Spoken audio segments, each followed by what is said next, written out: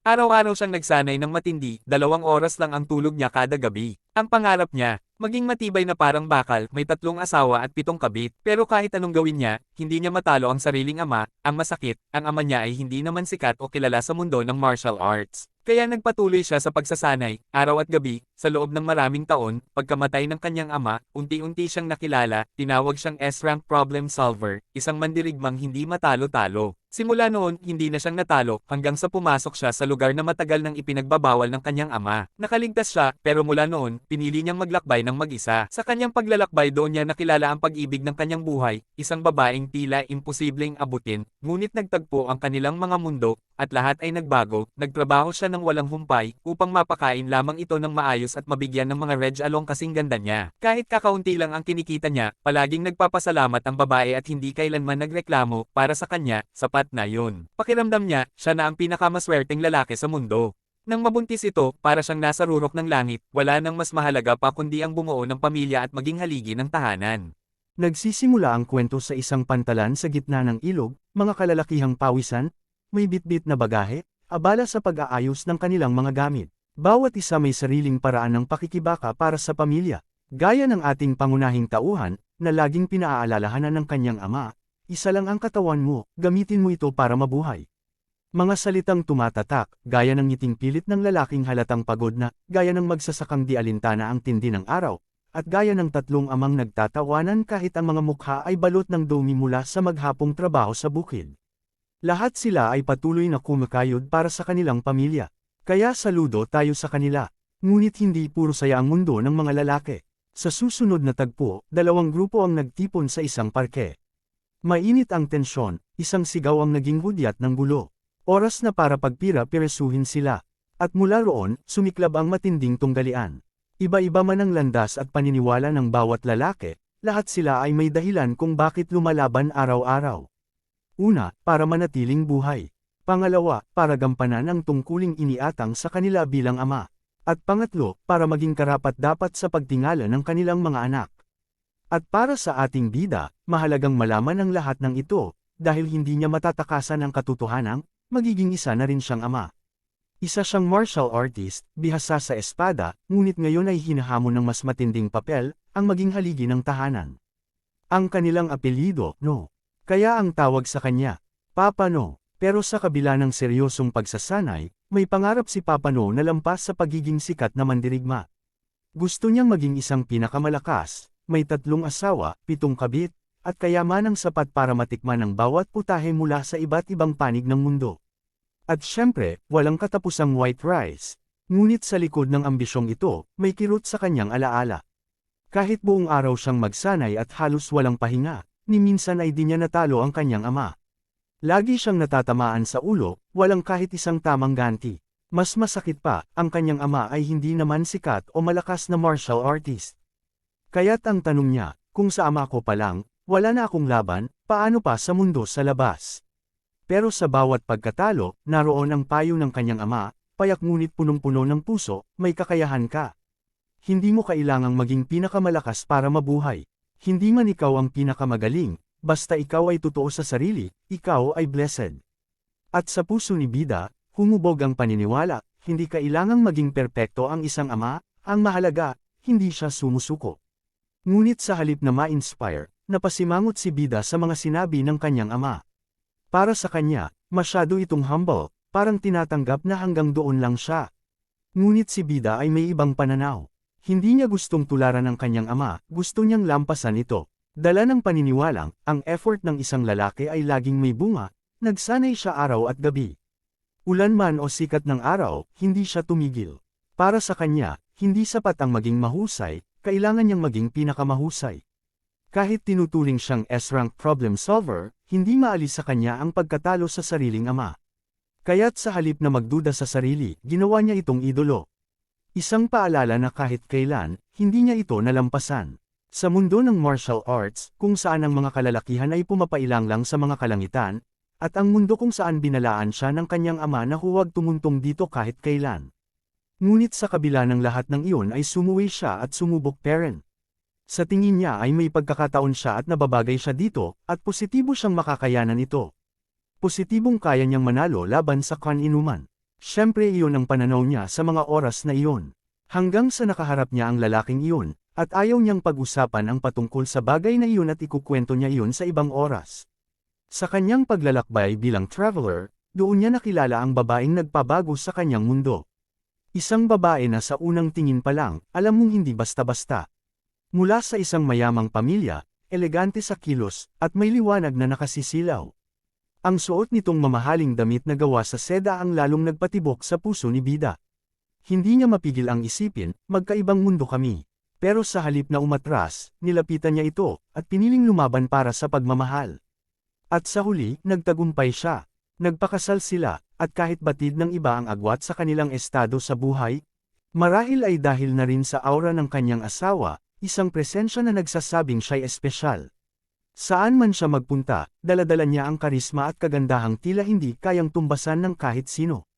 At kahit matagal na silang kasal, hindi pa rin maiwasan ni Bida na magtaka, bakit siya ang pinili ng isang babaeng tulad nito. Para sa kanya, isa siyang hiyas, isang kayamanang hindi niya kailanman papayagang mawala. Kaya naman ginawa ni Bida ang lahat. Nagsikap siya, nagtrabaho araw at gabi, umaasang mabibigyan niya ito ng masarap na pagkain, magagandang regalo, at buhay na karapat-dapat sa isang reyna. Ngunit ang realidad ay masakit. Kakarampot lang ang kinikita niya, at kahit anong tipid, hindi yun sapat para sa kanilang dalawa. Sa araw na iyon, pag-uwi niya ng bahay, sinalubong siya ng kanyang asawa. May kaba siyang inabot ang maliit na supot ng baryang kinita sa maghapon. Hindi niya alam kung paano ito tatanggapin ng isang babaeng hindi sanay sa hirap. Ngunit laking gulat niya nang ngumiti ito. Matamis, maalaga, at puno ng pasasalamat. Para kay Bida, iyon ang pinakamatamis na gantimpala. Hindi ito ang klaseng babae na madaling makakita ng ginhawa sa gitna ng kahirapan. Hindi siya nagreklamo, hindi siya nagtanong, hindi siya bumitaw. Sa halip, paulit-ulit siyang nagpapasalamat sa bawat sakripisyo ni Bida, kahit ilang beses na siyang sinabihan na hindi na niya kailangang gawin iyon. At sa bawat salitang iyon, gumagaan ang loob ni Bida. Dahil sa isang mundong puno ng hamon, isa lang ang sigurado, may isang babaeng naniniwala sa kanya. Sa kabila ng lahat, hindi maiiwasang may mga taong tuksuhin ang ating Bida, lalo na't madalas siyang makita na nakangiti habang naglalakad sa daan. Ngunit para sa kanya, wala iyong halaga. Sa totoo lang, siya pa ang naaawas sa kanila. Dahil alam niyang wala ni isa sa mga asawa nila ang maihahambing sa kanyang mahal, si Mira. At sa tuwing naiisip niya ito, hindi niya maitatanggi, siya ang pinakamaswerteng tao sa buong mundo. Hanggang isang araw, ibinalita ni Mira na siya'y nagdadalang tao. Isang damdaming hindi mapapantayan, isang ligayang hindi mabibili ng kahit anong yaman. Sa wakas, magkakaroon na siya ng sariling anak. Para sa isang lalaking naulila sa murang edad, ang magkaroon ng sariling pamilya ay isang pangarap na ngayon ay unti-unti nang natutupad. Ang maging ama, ang maging haligi ng tahanan, ito na ang pinakamatamis na gantimpala sa lahat. Ngunit sa mismong sandaling iyon ng kasiyahan, isang hindi inaasahang pangyayari ang yayanig sa katahimikan ng kanilang buhay. Isang malakas na ungol ang bumasag sa katahimikan ng gabi, isang sigaw na nagmumula sa loob ng tahanan ng ating Bida at si Mira, ay kasalukuyang mangganganak na. Sa labas ng bahay, paikot-ikot si Bida. Hindi siya mapakali. Ang kanyang dibdib ay tila nilalamon ng kaba at takot. Naririnig niya ang bawat sigaw ng sakit mula sa kanyang asawa. Sa isip-isip niya, kung pwede lang, ako na lang sana ang makaramdam ng sakit na yon. Ilang sandali pa, bumukas ang pinto. Lumabas ang kumedrona, nakasimangot, at agad napansin iyon ni Bida. Anong nangyayari? Tanong niya, halatang puno ng takot ang kanyang tinig. Napabuntong hininga ang kumedrona bago nagsalita. Ang sitwasyon ay tila pagharap sa dalawang bundok na problema. Halos 5 oras na akong sumusubok, pero ni anino ng ulo ng sanggol, hindi pa rin sumisilip. Nanlaki ang mga mata ni Bida. Anong ibig mong sabihin? Anong dapat kong gawin? Tumitig sa kanya ang kumedrona, at sa tinig na halos bulong, sinabi niya. Wala ka nang magagawa kundi mamili. Isa lang ang pwedeng mabuhay, ang sanggol, o ang iyong asawa. Tila isang balde ng malamig na tubig ang ibinuhos sa mukha ni Bida. Napatulala siya, nanigas, habang dahan daw ang nauupos sa kinatatayuan. Bakit? Bulong niya, bakit kailangang mamili? Napaluha siya, at sa gitna ng kanyang paghikbi, sumigaw siya, puno ng puot, takot, at desperasyon. Bakit mo pa kailangang itanong? Iligtas mo ang asawa ko. Siya ang pinili kong mahalin habang buhay, siya ang dahilan kung bakit ako nabubuhay. Hindi nagtagal, isang tinig ng babae ang sumigaw mula sa loob ng silid. Hindi ko papayagan ito. Nagulat ang dalawa nang marinig ang sigaw, at nang lumingon, nakita nila si Mira, nang hihinang nakatayo sa pintuan, hawak ang kanyang tiyan. Ang kanyang mga mata ay punong-puno ng luha, at nagpasya siyang magsalita ng mariin. Kailangan nating iligtas ang sanggol, kahit anong mangyari, kahit anong kapalit nito. Ang mga salita ni Mira ay tila naging pahirap kay Tatay No. Tumakbo siya agad kasama ang Kumadrona papunta kay Mira, ngunit hindi nila ito maipaliwanag. Mira, kailangan mong manatili sa pagkakahiga. Huwag mong pilitin ang katawan mo, wika ng Kumadrona. Subalit, hindi ito pinansin ni Mira. Umiiyak na siya, hinawakan ang kamay ni Bida, at mariing sinabi, kailangan mong mangako. Iligtas natin siya, walang kabog-abog, tumanggo si Bida at bamulong, gagawin ko, basta bumalik ka na sa pagkakahiga. Ang Kumadrona ay patuloy na pinagsasabihan si Mira dahil sa kanyang katigasan ng ulo, ngunit hindi na nagdalawang isip si Bida. Tinulungan niya ang kanyang asawa, at magkasama nilang pinasok si Mira sa loob ng silid, upang ituloy ang panganganak. Pagkatapos magsara ang pinto, naiwan si Bida sa labas ng kwarto. Hindi matigil ang kaba sa kanyang dibdib, at ilang sandali pa, isang napakalakas na hiyaw mula sa loob ang umabot sa kanyang pandinig. Maya-maya, narinig niya ang isang malalim na buntong hininga ng Kumadrona. Ang bata, isang lalaki, wika nito. Tinutok ang mga mata ni Bida sa pinto, ang luha ay samiko na parang bagyong dumaan. Napawi ang sakit sa kanyang puso, at isang ngiti ang samiko sa kanyang labi, akala niya, tapos na ang paghihirap ng kanyang asawa. Ngunit hindi nagtagal, isang muling ungol ng sakit mula kay Mira ang muling nagpasabog ng takot kay Bida. Tila ba bumalik ang kalbaryo? Ang kanyang mga mata ay nag-alinlangan, habang ang mga sigaw at ungol ng sakit ay patuloy na naririnig. Mula sa loob ng silid, ang Kumadrona ay sumigaw ng may kasabikan, hindi lang isa ang sanggol. Kambal sila. Isang alingaw-ngaw ng kagalakan ang narinig mula sa labas ng kwarto, at masayang ibinalita ng Kumadrona kay Bida na kambal ang mga anak nila ni Mira, 2 lalaki at 1 babae. Hindi agad nakapagsalita si Bida. Sa halip, napakagat siya ng labi, tinitimbang ang lahat ng nararamdaman. Pagkatapos, nagpa siya ang Kumadrona na magpadala ng tulong. Inutusan si Bida na tumawag ng 2 babae upang mag-assist sa panganganak at pag-aalaga sa mga sanggol. Habang ang mga detalye ay dumarating, nahirapan si Bida na mag-react, ngunit sa sandaling iyon, si Mira, bagamat nanghihina, ay nakahiga sa tabi ng 3 sanggol na nakalilito at nakakagulat na kagalakan sa kanya. Naglabas si Bida ng isang malalim na buntong hininga at muling pinagmamasdan ng kanyang misis at mga anak, hindi pa rin makapaniwala. Ang saglit na katahimikan ay nagbukas ng pinto para sa isang bagong reaksyon, isang ngiti, at hindi inaasahang pagluha. Umagos ang mga luha sa kanyang mga mata, ngunit sa pagkakataong ito, sila ay luha ng kagalakan. Si Mira naman, kahit nanghihina, ay ngumiti at tinawag si Papa No upang lumapit. Tumabi ka sa kanila, sabi ni Mira, yakapin mo ang mga anak natin. Ang mga salitang ito ay tila nagbigay lakas kay Bida. Ngunit nang siya ay lumapit, nagdadalawang isip siya. Hindi niya alam kung paano ba hawakan ng sanggol, kung saan at paano sila alalayan.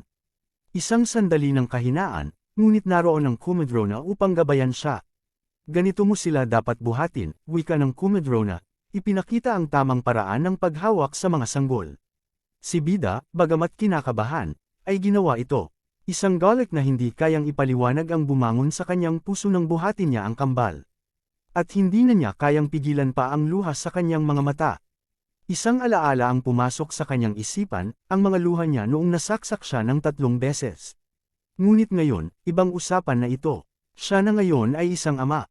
Ang mga anak na ito ang magiging kanyang gabay, ang kanyang lakas, ang kanyang pamilya. Ngunit bago pa man siya magpatuloy, isang mahina at malungkot na tinig mula kay Mira ang nagpasabog sa kanyang mga iniisip. Kahit nanghihina, ay nagsimulang umiyak. Pasensya na, mahal. Ang mga salitang iyon ay nagbigay takot at pagtataka kay Bida. Muling tinanong, anong ibig mong sabihin? Si Mira, patuloy na humihingi ng tawad, ay nagsabi, kailangan mong maging matatag, sa pagpapalaki ng ating pamilya. Si Bida ay naguguluhan at natataranta, hindi makapaniwala sa mga pangyayari. Siyempre, ganun nga ang mangyayari, ang sagot niya, ngunit agad na nagtanong, bakit mo sinasabi iyan? Dahil sa mga saglit na pangyayari, malala ang pagdurugo ni Mira, dahilan kung bakit siya nanghihina. Si Bida ay patuloy na sumisigaw sa Kumadrona, tinatanong kung anong nangyayari sa kanyang asawa, ngunit hindi pa rin siya nasasagot. Sa kabila ng mga sigaw ni Bida, si Mira ay muling humingi ng tawad kay Bida, kahit pa siya'y nanghihina at nakaretay sa sakit. Subalit, hindi pa nakapagsalita si Mira, nang tuluyan na siyang mawalan ng malay. Namutla ang kanyang labi mula sa labis na pagkawala ng dugo dulot ng panganganak. Sa pangyayaring ito, hindi na napigilan ni Bida ang kanyang emosyon. Nagpumiglas siya sa kalungkutan at sumigaw ng malakas, tinatawag ang pangalan ng kanyang asawa. Nakayakap siya sa 3 sanggol, ngunit sa kabila ng lahat ng nangyayari, nakatuon pa rin ang kanyang pansin kay Mira. Ang kanyang sigaw ay sinundan ng hiyaw mula sa 3 bata, ngunit hindi ito agad napansin ni Bida dahil sa sakit at pangungulila sa kanyang misis. Tinanong ko sa Kumadrona kung ano ang nangyayari, prank ba ito? Bakit uma-acting si Mira? Hindi nakasagot agad ang matanda. Yumuko siya at may kasamang kalungkutan sa kanyang mata. Mabilis na tumugon siya sa isang malungkot na boses, ikinalulungkot ko, pero wala na si Mira. Patay na siya. Ang mga salitang iyon ay tumama kay Bida ng matindi. Para bang ang buong mundo niya ay gumuho. Hindi niya kayang tanggapin. Pwede bang mangyari iyon? Bigla siyang napaluhod sa sahig. Mahigpit niyang niyakap ang kanyang 3 anak, nagpatuloy ang kanyang iyakan ng sakit, lungkot, at pighati. Hindi niya alam kung anong susunod na hakbang ang gagawin, ngunit alam niyang kailangan niyang magpatuloy, hindi lamang para kay Mira, kundi para na rin sa mga anak nilang iniwan. Kasunod ng pagkawala ni Mira, nagbago ang lahat kay Bida. Ang sakit na dulot ng pagkawala ng kanyang asawa ay nag-alab sa kanyang puso, kaya't tumindi ang galit at kalungkutan sa kanyang mga mata. Bakit mo pinayagan mangyari ito, Diyos? Ang sigaw ni Bida, habang tinitingala ang langit. Ano ba ang kasalanan ko? Bakit ako? Puno ng tanong at hinagpis ang kanyang puso. Isa ba siyang masamang tao? Hindi siya nanakit ng sinuman, at lahat ng pagsubok ay siya na lang ang sumasalo sa mga ito. Habang pinipiga ni Bida ang kanyang emosyon, isang malakas na iyak mula sa 3 sanggol ang nagpatigil sa kanya. Agad niyang inabot ang mga sanggol sa Kumadrona upang alagaan pansamantala at tiyakin na maayos ang kalagayan ng mga ito. Sa kabila ng lahat ng nangyari, naging malinaw na hindi siya pwedeng magpatalo sa takot at kalungkutan. Kailangan niyang magsakripisyo at magsimula ng bagong buhay para sa mga anak niyang iniwan sa kanya. Naiwan si Bida sa loob ng bahay, tinitigan ng walang buhay na katawan ni Mira. Ang mga mata niya ay puno ng tanong at hindi masagot na paghihirap. Paano ko kakayanin ito? Paano ko palalakihin ang mga anak ko ngayon, na wala na ang aking asawa? Ang mga tanong ni Bida ay walang sagot, ngunit alam niyang ang buhay ay magpapatuloy. Ang mga sanggol ay nagsilbing bagong pag-asa, ngunit ang pagpapatawad at paghilom ng puso ay isang mahirap na proseso. Nakaluhod si Bida sa tabi ng kanyang asawa, tinatitigan ang kanyang mukha na puno ng pagod at pawis matapos ang paghihirap ng panganganak. Ang mga luhas sa mata ni No ay nagsimula ng damaloy, ang sakit ng pagkawala ay tila hindi kayang sukatin ng kanyang puso. Hinawakan niya ang malamig na kamay ni Mira. Patawad, Mira, ang bulong ni No. Habang ang mga luha ay hindi na kayang pigilan. Habang humihikbi, itinaas ni No ang kamay ni Mira at idinikit sa kanyang mukha. Sa mga sandaling iyon, hindi na siya makapaghintay pang magdalamhati. Kailangan niyang maging malakas para sa mga anak niyang iniwan. Kaya't pinilit niyang itikom ang mga labi at magtipon ng lakas, hinding-hindi niya pababayaan ang mga supling ng kanyang mahal na asawa. Kailangan kong palakihin ang mga anak natin, Mira, ang huling sinabi ni No habang hinahaplos ang mukha ni Mira. Kahit pa mawala ng lakas ang katawan ko, gagawin ko lahat para sa kanila. Pinakiusapan niya ang walang buhay na katawan ni Mira, nang humihingi ng tawad sa hindi paggugol ng sapat na oras sa pagluluksa. Pero, sa huli, alam niya na hindi siya pwedeng magpatalo sa takot at sakit. Marami pa siyang kailangang asikasuhin, hindi lang ang kanyang nararamdaman, kundi ang kinabukasan ng 3 bagong silang na buhay. Matapos sabihin ang mga salitang iyon, naglakas loob siyang tumayo at ikinuyom ang mga kamay sa kamao. May pagnanasa at determinasyon sa kanyang mga mata. Sa susunod na magkikita tayo sa kabilang buhay, Mira. Bago siya tuluyang lumabas ng bahay, tumingin siya sa kanyang mga anak. Ngunit, sa kabila ng 3 sanggol na hawak ng mga taong tumulong sa panganganak, hindi siya makapagsaya. Wala na ang kanyang asawa, at tila wala rin siyang lakas para magalak sa mga bagong buhay sa kanyang harapan. Hindi maiwasan ni No na magtangkang baguhin ang takbo ng kanyang isip. Naiisip niya na sana ay hindi naging triplets ang mga anak nila ni Mira, at sana ay hindi sabay-sabay dumating ang lahat ng ito. Ang mga salubing iyon ay agad niyang tinangkang pawiin, nagkaroon siya ng takot na baka pinapalala lamang niya ang sitwasyon. Pinilit niyang itaboy ang mga negatibong kaisipan, sapagkat alam niyang anuman ang nangyari. Ang tatlong sanggol na ito ay kanyang mga anak nila ni Mira. Hindi ko sila pababayaan, ang same time niyang iniisip. Sisikapin niyang palakihin ang tatlong bata ng tama at maayos, kahit gaano kahirap. Matapos ang ilang sandali ng pagtahimik, tinawag ni No ang kumedrona at agad na sumagot ito. Nakiusap si No na maghanap ng dalawang nani na makakatulong sa pag-aalaga sa mga bata, at pinanggako ng kumedrona na hahanap siya ng mga mabuting ina para sa mga sanggol. Ngunit bago tuluyang umalis, nagdagdag pa si No ng pakiusap. Pwedeng ba mag-alaga sa kanila kahit ngayong araw lang? Pumayag ang kumedrona at nagsimula silang maglakad palayo upang sundin ang mga hiling ni No. Naiwan mag-isa si No sa harap ng mga sanggol, at sa mga sandaling iyon, ramdam pa rin ang matinding lungkot sa kanyang mukha. May mga luha siyang pilit na tinatago. Biglang sumabog ang emosyon niya, sinampal-sampal ang sarili upang magising mula sa kalungkutan at muling magpakatatag. Pinaalalahanan niya ang sarili na wala siyang oras para magdramang mag-isa. Hindi na siya pwedeng magluksa, may mga bata siyang kailangang buhayin, at wala nang ibang magagawa kundi magpatuloy. Makalipas ang ilang sandali, lumubog na ang araw, at ang kwento ay lumipat sa isang mapayapang lugar. Dito, makikita ang isang anyong tubig na umaagos ng tuloy-tuloy sa gitna ng katahimikan. Isang hukay na may kabaong ang matatanaw, at ilang sandali pa, isang dakot ng lupa ang nagsimulang tumakip sa hukay. Sino ang nag-iisang nagtatrabaho sa paglilibing ng kanyang yumaong asawa, si Mira? Pawis na pawis siya sa pagod, ngunit hindi pa rin nawawala ang luha sa kanyang mga mata. Sigurado siyang matagal-tagal pa ang paghihintay ni Mira sa kabilang buhay bago sila tuluyang magsama. Habang tuloy-tuloy ang pagtakip ng lupa sa kabaong, patuloy na iniisip ni No na kailangan niyang maghintay hanggang makapagtapos ng pag-aaral ang kanyang mga anak at magkapamilya muna, bago siya magkaroon ng karapatan na sumunod kay Mira sa kabilang buhay. Sa huling pagkakataon, bago tuluyang takpan ng hukay, iniisip ni No ang mga magkasunod na pagnanasa, ang pagtataguyod sa mga anak at ang pangako sa kanyang asawa. Matapos matabyunan ang katawan ni Mira, lumipat ang eksena sa isang silid. Nakakalat ang mga alahas at kagamitang pampaganda sa sahig. Pinili ni No na damputin ang isang pearl necklace, tinitigan ito ng mabuti. Bahagya siyang ngumiti, ngunit agad ding napawi ang ngiti nang matindaan niya ang isang araw na pinayuhan niya si Mira na itapon na ang kwentes na iyon upang makabili sila ng bagong bagay. Hindi pala ito nangyari, at ngayon, habang hawak ang kwentes, mas lalong tumimo sa kanya ang katotohanan, na si Mira ay isang mabuting tao, hindi nag-asam ng mga luho. Habang binabaybay niya ang mga alahas, naisip ni No na kailangan niyang mamuhay ng descent sa loob ng 10 taon, upang maitaguyod ang kanyang 3 anak at 3 yaya. Ngunit napailing siya, paano niya ito magagawa? Paano niya pagkakasyahin ang lahat ng pangangailangan ng kanyang pamilya, lalo na kung siya'y kulang sa karanasan at kakayahan? Nang bigla siyang matulala, nagkaroon siya ng takot sa puso, paano kung mamatay siya ng hindi inaasahan? Ano ang mangyayari sa kanyang mga anak? Walang kamag-anak na mag-aalaga sa kanila. Ang mga tanong na ito ay patuloy na bumabagabag sa kanyang isipan, nagpapahirap sa kanya sa kabila ng mga desisyong kailangang gawin para sa kinabukasan ng kanyang pamilya. Kung siya ay mapaslang, nararamdaman ni No na hindi niya pwedeng sumuko. Sa kabila ng lahat ng kalungkutan at takot, iniisip niya na kailangan niyang manatiling buhay hanggat maaari para sa kanyang mga anak. Hindi niya kayang iwan sila ng mag-isa sa mundong ito. Sa susunod na eksena, ipinakita ang masalimuot na kalagayan ng bayan. Maraming tao ang naglalakad sa kalsada, ngunit ang atensyon ng mga tao ay napunta sa isang Chinese store sa gitna ng bayan.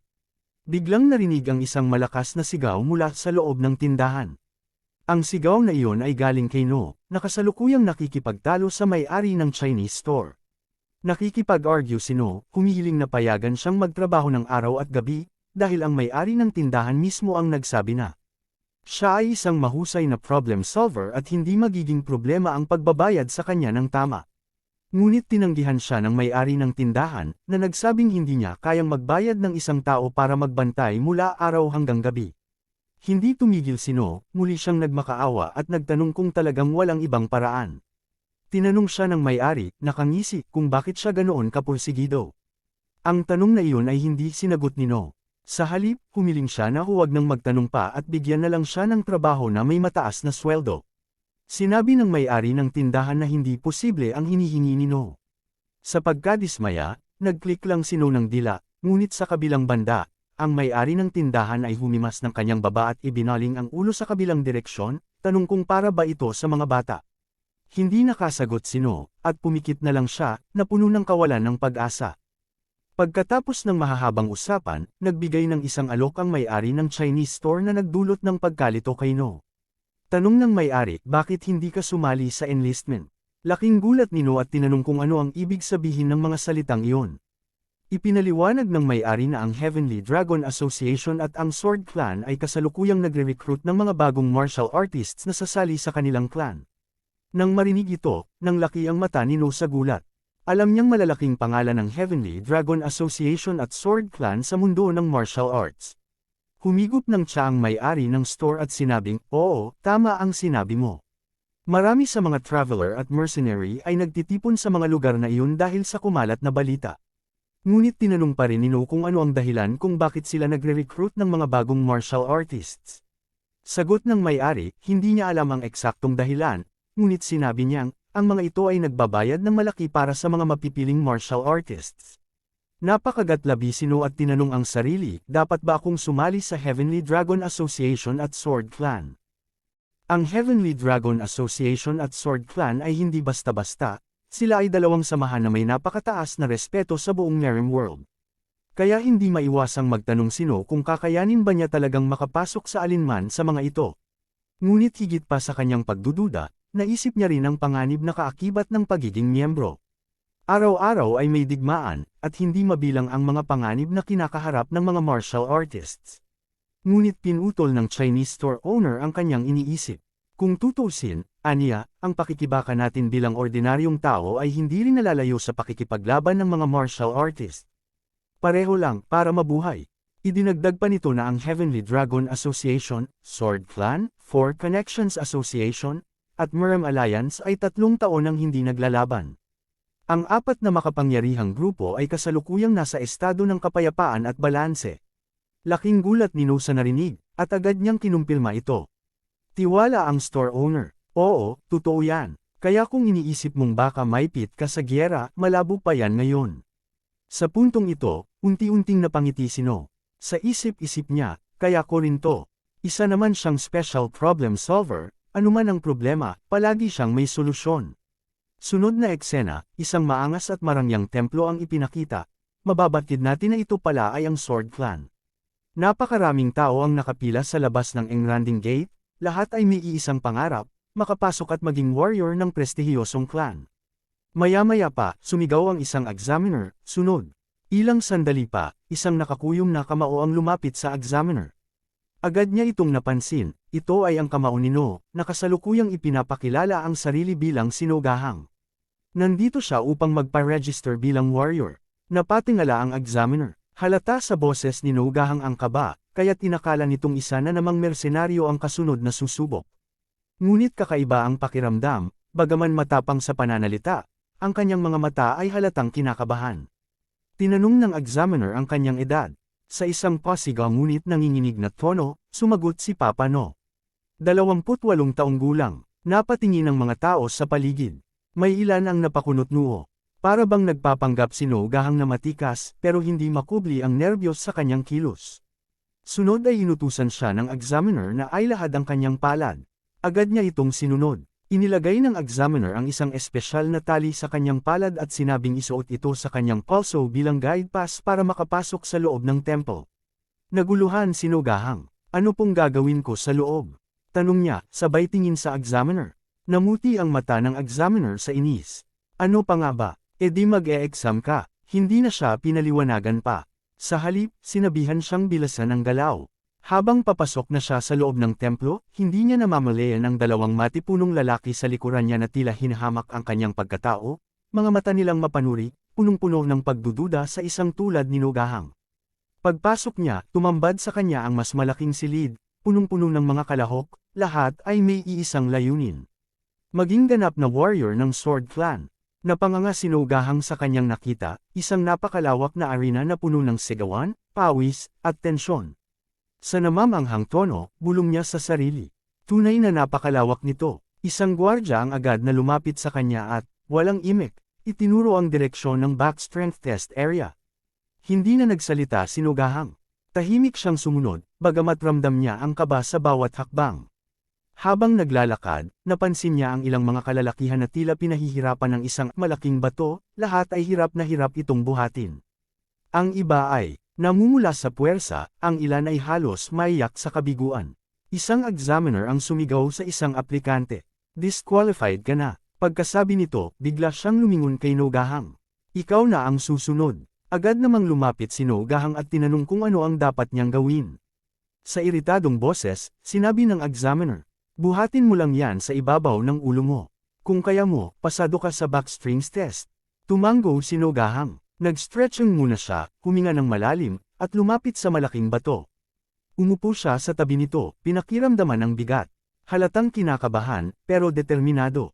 Ilang sandali pa, sinimulan niyang buhatin ang bato. At sa hindi inaasahang pagkakataon, parang wala lang, naitaas niya ito sa ibabaw ng kanyang ulo na para bang isang laruan lang. Para siyang nagbuhat ng langgam. Pero dahil naglagay siya ng sobra-sobrang puwersa, sumakit bigla ang kanyang likod. Aray, bulong niya. Napahiya pa siya dahil nalaman niyang napakagaan lang pala ng bato. Namumula ang mukha, tumingin siya sa examiner. Sapat na ba yon?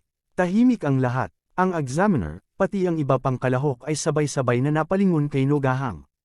Napatulala silang lahat. Sa wakas, nagsalita ang examiner. Nakapasa ka. Matapos ibaba ni Papa No ang bato, dahan-dahan at may kumpiyansa, tila wala lang iyon sa kanya.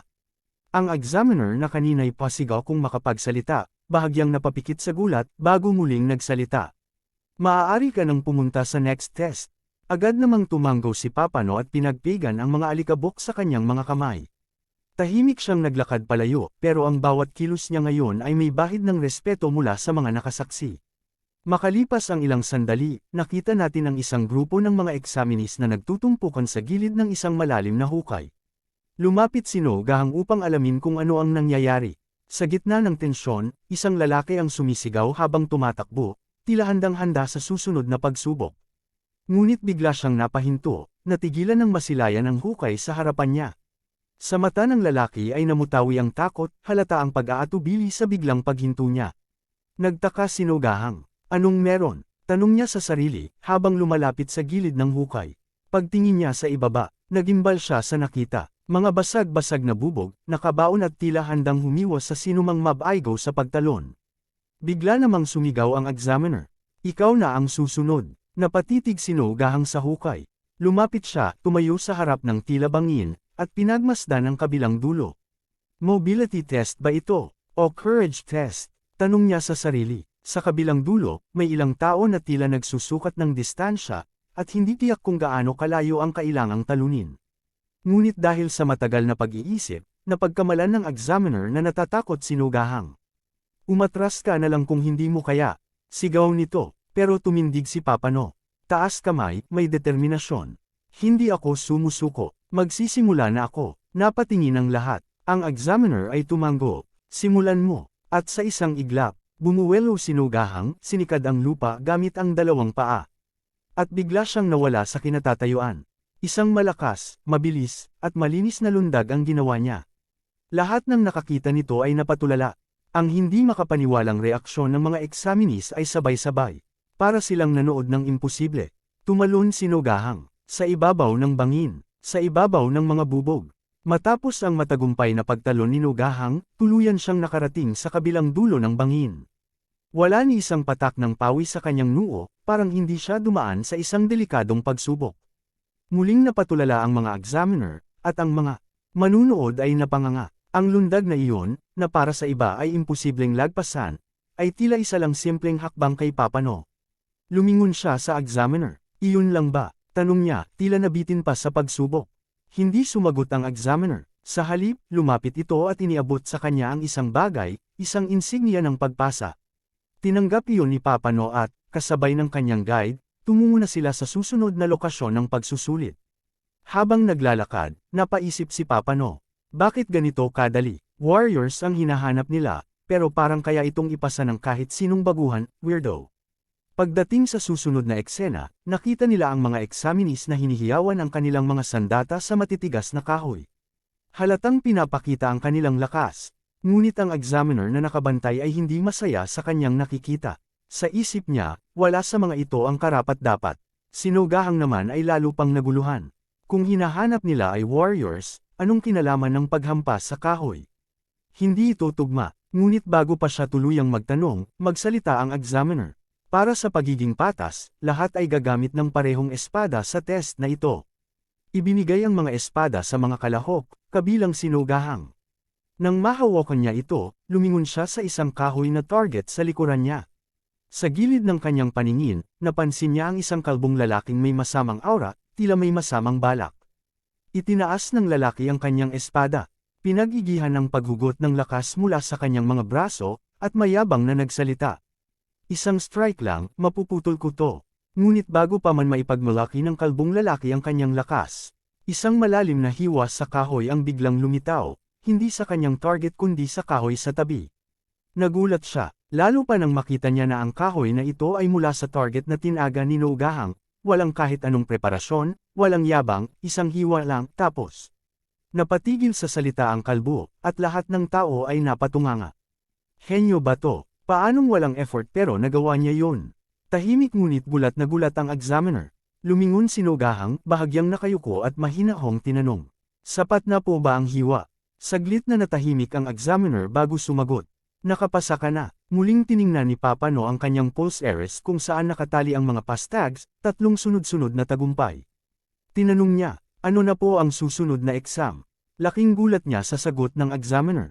Tapos na ang exam. Halata sa mukha ni Nogahang ang gulat at pagkalito. Ganito lang yun. Baka hindi warriors ang hinahanap nila, baka mga taga-silbi lang. Ngunit pinutol ng examiner ang kanyang iniisip. Ano ang title mo? Tanong nito. Mas lalo siyang nalito. Title. Martial title ang ibig kong sabihin, tugon ng examiner, halatang naiinip. Doon lang naintindihan ni Nogahang, at sa mayabang ngunit kumpiyansang tinig, sumagot. Ako ang tinatawag na, special problem solver. Napapikit ang examiner, hindi dahil sa respeto, kundi sa pagkalito at inis. Anong kalokohan yan? Tanong niya sa sarili. At dyan nagtatapos ang explosive entry ni Papa Nogahang sa Sword Clan. Sa sobrang lakas, tila bang bawat test ay nagmistulang warm-up lang para sa kanya. Pero teka lang, akala niyo ba tapos na ang lahat? Sa susunod na episode, isang misteryosong lalaki ang biglang harang sa daan ng ating bida. Dala ang isang mapanganib na balita, may gusto raw sa kanya ang mismong anak ng pinuno ng Sword Clan. Ano nga ba ang motibo ng babaeng ito? At ano ang koneksyon niya sa past life ni Papa No? Kung gusto mong malaman ang kasunod na kaguluhan, huwag kalimutang mag-like, mag-subscribe, at i-hit ang notification bell para una kang makapanood ng next recap ng Special Problem Solver, Papa Nogahang. Kita-kits sa susunod na episode.